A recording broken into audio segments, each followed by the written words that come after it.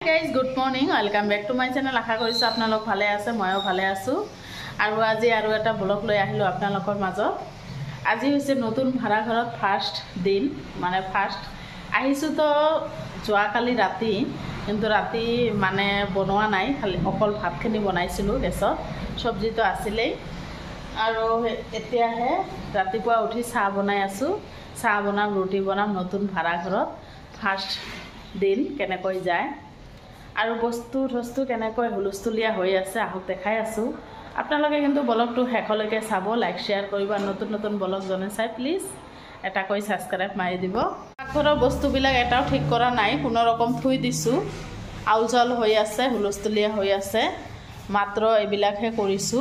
Just এইটো ডাইনিংটো বহাই দিছো, ইয়াত কাৰ্টুনত কাপোৰ চাপোৰ আছে দুনিয়াৰ, এই গডৰেজটো ইয়াতে বহাই দিছো। আৰু টেবুলবিলাক বহাইছোঁ, বিছনা এটা বহাইছোঁ, কাৰণ ইমান স্পেচ নাই, দেখিছেনে? এটা বিছনাই বহাইছোঁ, উপায় নাই, ছিংগেল আছে বেড।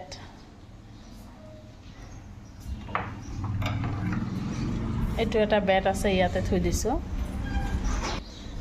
আৰু বস্তুবিলাক ইয়াতে আছে, এতিয়াও মানে ঠিক কৰা নাই, বস্তুবিলাক ইয়াতে আছে, ঠিক কৰিম।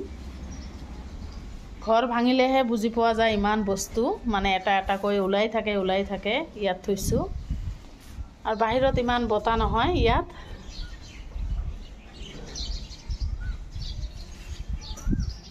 ঘৰ সাৰি ল'লোঁ আৰু বিছনা উঠাই ল'লোঁ ৰাতিপুৱাই মৰ্ণিঙত, কাৰণ ঘৰ যদি চকচকা হয়, বিছনা ঠিছনা লেতেৰা থাকিলে ভাল নালাগে ন, সেইকাৰণে আগতো মই এনেকৈ থৈছোঁ দেৰি কৰি। আৰু এইটো পঢ়ি আছে, পঢ়িব নোখোজে, জাষ্ট বহিলে এতিয়াহে। আৰু এয়া বিছনাটো উঠাই ল'লোঁ, আৰু কাপোৰ কানি ধুব আছে। এতিয়া মই চাহ বনাই আছোঁ পাকঘৰত। এইটো হৈছে ৰুটি, কেইটামান ৰুটি বনাম আৰু চাহ, এইপিনে গাখীৰ গৰম দিছোঁ। আৰু বতৰটো দেখিছেনে, বৰষুণ দিব নেকি এনেকুৱা অৱস্থা হৈছে। যিয়ে নহওক আহি আছোঁ, ব্লগটো চাই থাকক শেষলৈকে। গাইজ, চাহ ঠাহ খোৱা হৈ গ'ল, এতিয়া গোটেই এইবিলাক চাফা কৰিম, কাৰণ ইমান মানে লেতেৰা হৈ আছে গোটেই, দেখিছেনে? বেচিঙতো বাচন আগত বাহিৰত ওলাইছিলোঁ, ইমান লেতেৰা হোৱা নাই, প্ৰথম দিনে আহি ইমান লেতেৰা হৈ আছে।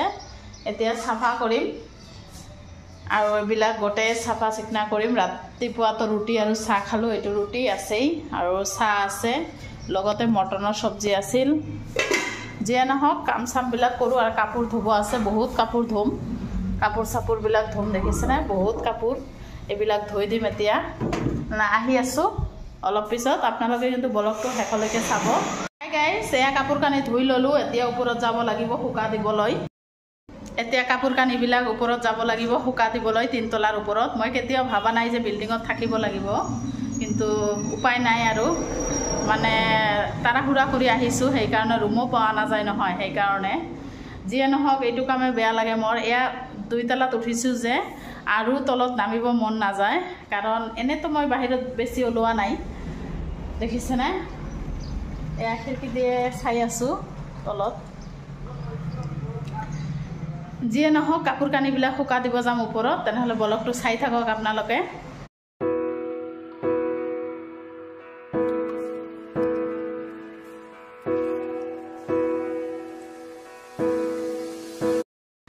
কাপোৰ কানি ধুই ওপৰত শুকা দিলোঁ, আৰু উঠা নামা কৰোঁতে নহয় মোৰ ভৰিবিলাক বিষ হৈ গৈছে, কি কৰিম আৰু উপায় নাই। আৰু কাঁহী বাতিবিলাক ধুই শুকা দিলোঁ ইয়াতে। বাহিৰত আগত দিছিলোঁ, বাহিৰত শুকা, এতিয়াতো ঘৰতে শুকা দিব লাগে। মোৰ আগৰ ব্লগবিলাক আপোনালোকে চাব পাৰিব।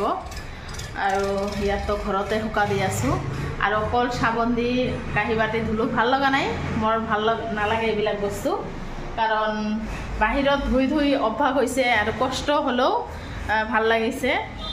এতিয়াতো ইমান এটা ভাল নালাগে, আৰু কামো আগ নাবাৰা হৈ গৈছে। আগতো খুব কৈছিলোঁ বেচিং নাই, অমুক নাই, তমুক নাই, এতিয়াতো নহয়, একেবাৰে বেয়া লাগি আছে। কি কৰিম আৰু কৰিলোঁ, গেছ ঠেছবিলাক চাফা চিকনা কৰিলোঁ। এতিয়া ৰান্ধা বাঢ়া কৰিম, কি ৰান্ধিম আহক দেখাই আছোঁ।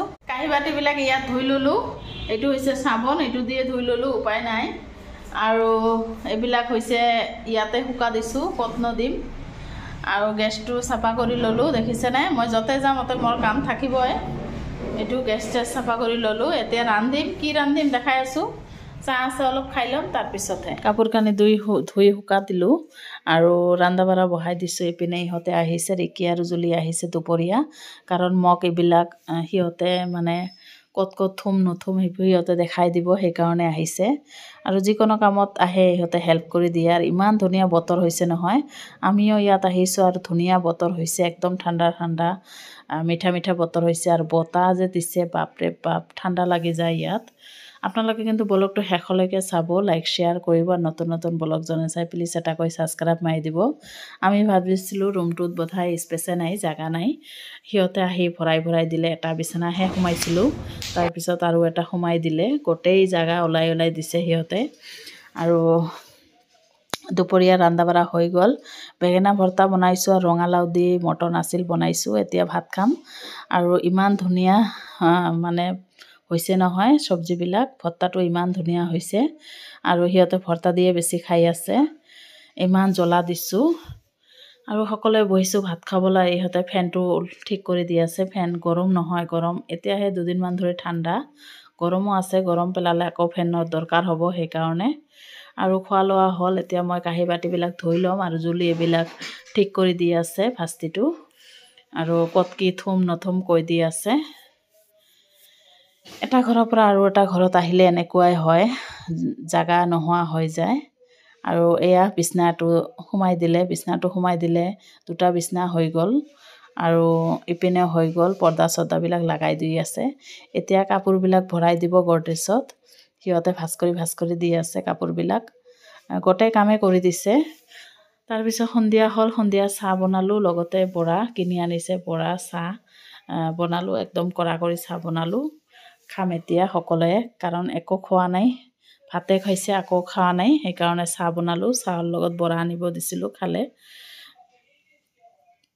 আপোনালোকে কিন্তু ব্লগটো শেষলৈকে চাব স্কিপ নকৰিব আৰু নতুন নতুন ব্লগ জনে চাই প্লিজ এটাকৈ ছাবস্ক্ৰাইব মাৰি দিব কমেণ্টত জনাব ব্লগবিলাক চাই কেনেকুৱা লাগে এতিয়া চাহ লৈ আহিলোঁ মই খাবলৈ আৰু ইহঁতে শুই আছে আৰু অলপ শুই আছে অলপ কাম কৰি দি আছে কাৰণ গোটেই দিনটো অলপ কৰি দিলে নহয় গোটেই দিনে আছিল সিহঁতে অলপ কৰি দিলে আৰু এই আলমাৰীত মই কাপোৰখিনি ভৰাই আছোঁ আলমাৰী নহয় গডৰেজতে ভৰাই আছোঁ কাপোৰখিনি ভাগ কৰি ভৰাই দি আছে সিহঁতে এতিয়া যাব ওলাইছে ৰাতি 8টামান বাজে যাব ওলাইছে ব্লগটো আৰু বেছি ডাঙৰ নকৰোঁ ইহঁতক থাকিব ক'লোঁ নাথাকিলে গ'লে গুচি গ'লে কাৰণ ৰাতি ওচৰতে নহয় সেইকাৰণে গ'লে